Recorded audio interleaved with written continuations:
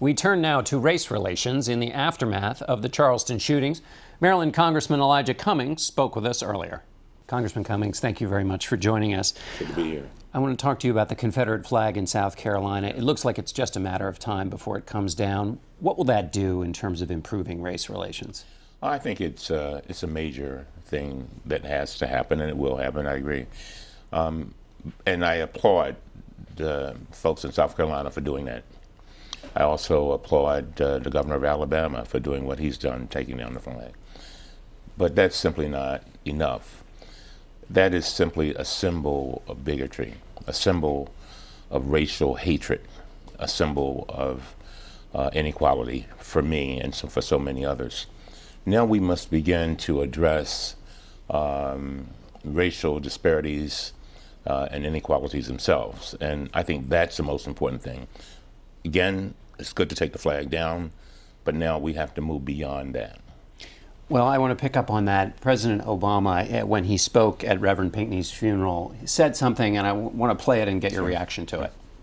But it would be a betrayal of everything Reverend Pinckney stood for, I believe, if we allowed ourselves to slip into a comfortable silence again.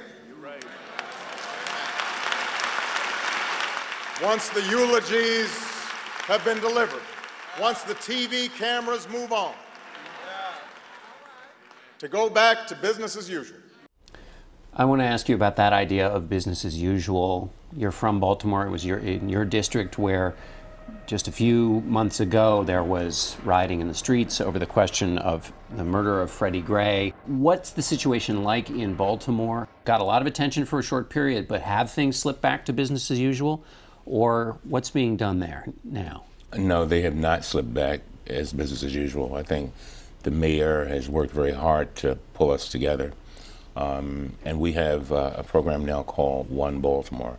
What we saw after the disturbances was a lot of people of goodwill came forward, opened their eyes and said, you know what, we can do something about it. So we had philanthropic organizations, nonprofits, state government, President Obama and his administration all coming together to try to begin to address things like joblessness and the criminal justice system, and trying to make sure that police were respecting the people who they have pledged to serve and protect, but also making sure that the community respect the police. And so there's a lot happening in Baltimore. We have a long way to go, but I don't think Baltimore will ever be the same. Is it going to be easy? No, it's not going to be easy.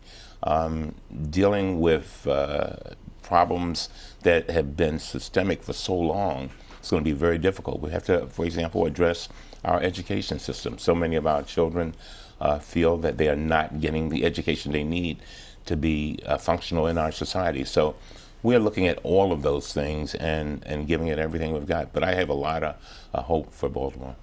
When you think about what's happened in Baltimore, and then you were there at the service on Friday, you talk about hope. The president tried to talk about that too.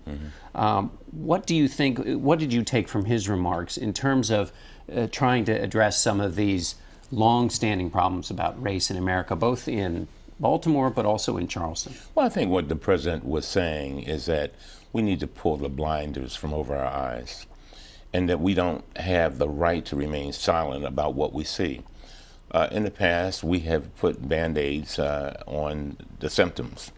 Said, okay, we got a problem here, so we'll do something there and here. But the fact still remains that what the president was trying to say, I think, was that we've got to look at things like health care. I mean, think about South Carolina.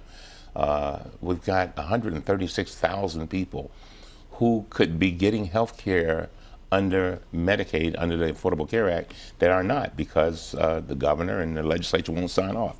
And there are other states that are doing the same things. I mean, those are the kinds of things that go to the quality of life of African Americans and other people. We got to look at joblessness. We also have to look at the criminal justice system. And I think that's what the president's saying. Let's begin to act. It's nice to talk, but at some point, the talk has to turn into deeds to actually affect people's lives from day to day. All right, Congressman Cummings, thanks so much for being with us. Thank you. We'll be back in 1 minute.